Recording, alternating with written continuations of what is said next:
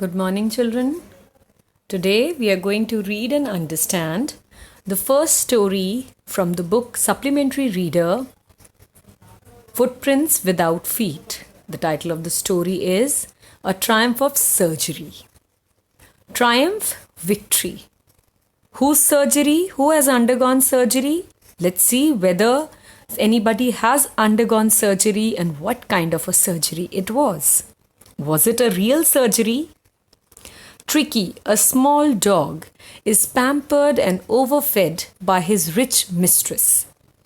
He falls seriously ill and his mistress consults a veterinary surgeon. Does he perform an operation? And does the dog recover? Let's find out after reading the story. These are some questions whose answers you are going to get after reading the text that I'm going to explain. Please follow. Why is Mrs. Pumphrey worried about Tricky? What does she do to help him? Is she wise in this? Who does I refer to in this story? Let me clarify. First, the third question. Who does I refer to in this story? The title of the story is Triumph of Surgery. It is written by Mr. James Herriot. Or we can better call him Dr. James Herriot. James Herriot was a veterinary surgeon and a writer. He was born in England, and James Herriot is his pen name, the name with which he has written a number of stories. Being a noted veterinary surgeon, he utilized his vast experience in writing stories about animals and has written a series of books of stories about animals and their masters. This is one of the story from that collection. This story revolves around an ill dog, Tricky. He's hugely flat. What is the reason behind it? What happens to him? Why does Mrs. Pumphrey take him to Dr. Herriot? How does Dr. Herriot treat him? Is the story all about. And as soon as we finish, I'll tell you the theme and the central idea of this story, what this story talks about. Let's start. I was really worried about Tricky this time. I had pulled up my car when I saw him in the street with his mistress, and I was shocked at his appearance. Who's talking? The narrator, Mr. James Herriot. Dr. James Herriot is telling us. He was worried about Tricky, and Tricky is a dog. He pulled up his car when he saw him in the street. Mrs. Pumphrey was with Tricky, making him walk. And who saw?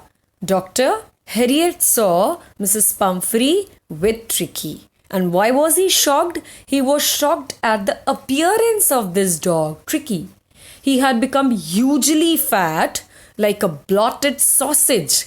Blotted sausage, swollen meat completely. Let me show you the picture of such a dog. Look, this is like blotted sausage. Such a swollen dog. With a leg at each corner. His eyes bloodshot, that is red in color, rheumy, and rheumy wet, stared straight ahead, and his tongue lolled from his jaws. As you know, dog's appearance, tongue is coming out of their jaws. Okay. Mrs. Pumphrey hastened to explain. She was in a hurry to explain me. He was so listless, Mr. Herriot. He seemed to have no energy, listless without energy, unable to even take a step ahead. I thought he must be suffering from malnutrition.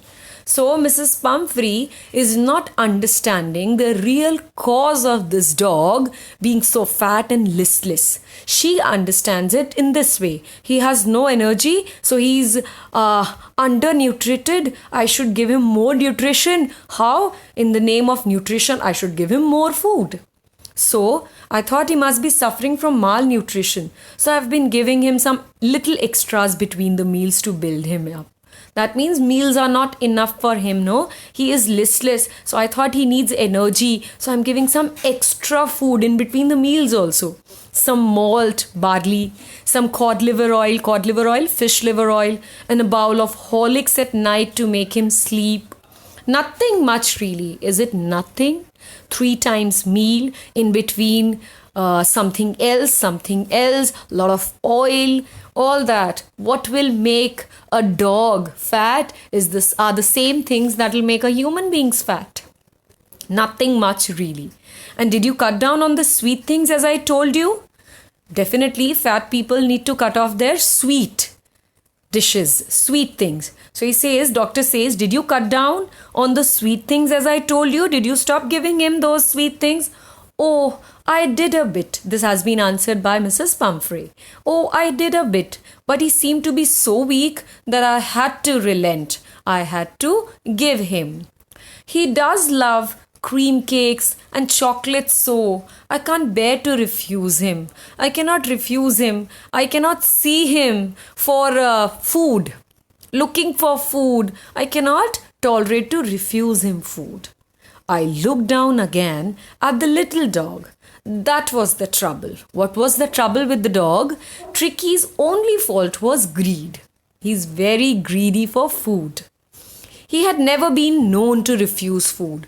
Tricky can never refuse food, and that is the reason of Tricky being so fat. He never refuses food at any time of the day, any moment of the day you give him. He's ready to eat, and that has changed his condition into a blotted sausage like dog. He would tackle a meal at any hour of the day or night. I told him at any point of time you give him something to eat, Tricky is ready to eat. And I wondered about all the things Mrs. Pumphrey hadn't mentioned. The narrator knows Mrs. Pumphrey as well as Tricky, and how well fed is this dog, overfed is this dog. So he knows everything about Mrs. Pumphrey, how much he pampers his dog, as well as those things, food items, which Mrs. Pumphrey has not mentioned to Dr. Harriet. Are you giving him plenty of exercise? Asked the doctor. Well, he has his little walks with me, as you can see.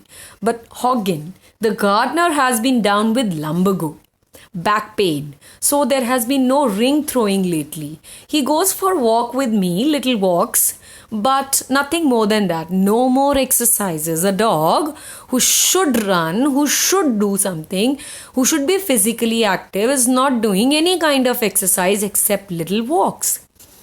The gardener has been down with this backache, so no ring throwing has been going on. Ring throwing means you throw the ring and the dog runs to catch it. That is ring throwing lately. I tried to sound severe. Now, I really mean this. If you don't cut his food right down, cut his food, reduce his food right down and give him more exercise, he's going to be really ill. You must harden your heart, Mrs. Pumphrey, and keep him on a very strict diet. This way, overfeeding is not going to benefit him. It's going to harm him. Mrs. Pumphrey wrung her hands. Oh, I will, Mr. Harriet. I'm sure you are right. But it is so difficult. It is so very difficult. Why is it difficult for Mrs. Pumphrey? It is really hard not to give food to the one, to be very strict with the one you love the most. And this dog is something like that to Mrs. Pumphrey. She set off. Who? She started to go. So head down along the road as if determined to put the new regime into practice immediately. New regime, new habits. The new rules of eating. Okay. I watched their progress with growing concern. Tricky was tottering along in his little tweed coat. So, Tricky is wearing a tweed coat. Tweed is a material, warm material. He had a whole wardrobe of these coats for the cold weather and a raincoat for the wet days. He was tottering along, staggering, unable to move properly. He had a whole wardrobe of these coats for the cold weather and raincoat for the wet days. He struggled on, drooping in his harness, complete body hanging out in his harness. I thought it wouldn't be long before I heard from Mrs. Pumphrey. Heard from Mrs. Pumphrey means get a call about the ill health of Tricky. So he was expecting a call. The expected call came within a few days. Mrs. Pumphrey was distraught. Tricky was very tensed. Tricky would eat nothing. Refused even his favorite dishes. And besides, he had bouts of vomiting. After a period of time, again and again, fits of vomiting. He spent all his time lying on a rug mat, panting. Panting is like unable to move. Panting, unable to move. Didn't want to go for a walk. Didn't want to do anything. I had made my plans in advance. So narrator says, Mr. James Herriot says, I had already made my plans how to go with how to cure Tricky. The only way was to get Tricky out of the house for a period. That means if I suggest anything, advise anything to Mrs. Pumphrey, no, she's not going to follow any advice because I've been giving advices after advice.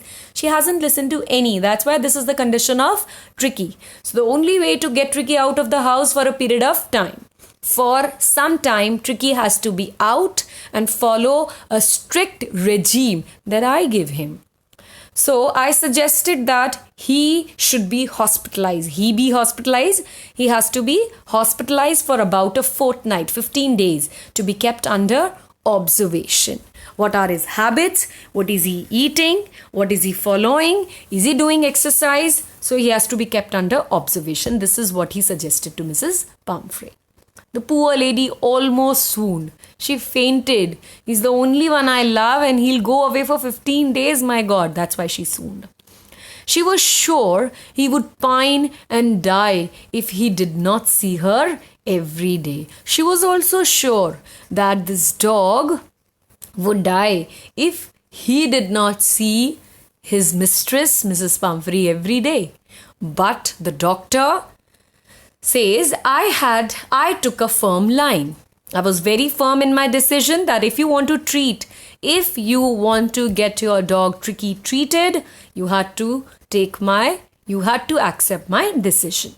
Tricky was very ill and this was the only way to save him. In fact, I thought it best to take him without delay. No more, not a single moment anymore.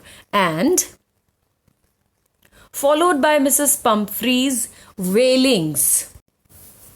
Wailings means she's crying a lot. So followed by Mrs. Pumphrey's wailings, I marched out to the car carrying the little dog wrapped in a blanket. So I said, now is the time to take him to the hospital and he has to be kept under observation. I took the dog only in a blanket. The entire staff at Mrs. Pumphrey's house was roused. Go, bring that, go, bring this. Maids rushed in and out, bringing his day bed, night bed. How much pampered is this dog? You can see his condition. He has a different day bed, different night bed. He has his favorite cushions, toys, rubber rings, a different breakfast bowl, lunch bowl, supper bowl. All this description clarifies what kind of a luxurious life is this dog living. Not even we are offered different breakfast, lunch and supper bowl. Realizing that my car would never hold all this stuff, the narrator James Herriot, started to drive away. I said, no, I cannot carry all these things. I have to treat him like a normal dog. As I moved off, Mrs. Pumphrey, with a despairing cry, threw an armful of the little coats through the window. I looked in the mirror before I turned the corner of the drive. Everybody was in tears. Despair, sadness. So everybody was in tears. The servants, Mrs. Pumphrey, that he's going to come after 15 days only now. Out on the road, I glanced down at the pathetic little animal gasping on the seat by my side. So gasping, huff. This is panting. Again, taking long breath. breathing in a very hard way, in a very difficult way, I'm sorry. Gasping on the seat by my side. I patted the head, patting on the back. I patted the head and Tricky made a brave effort to wag his tail. Poor old lad, I said, you haven't a kick in you, but I think I know a cure for you. So let me read it again. Out on the road, I glanced down at this animal and patted his head. Tricky made effort to wag his tail, but his condition is such he's not able to. Poor old lad, poor dog, poor bichara, old dog. I said you haven't a kick in you. That means not a single, you should say, energy left in you. Not any amount of energy left in you. But doctor says, I think I know how to treat you. So here we take a pause. In the next video, we'll find out how he treated the dog Tricky.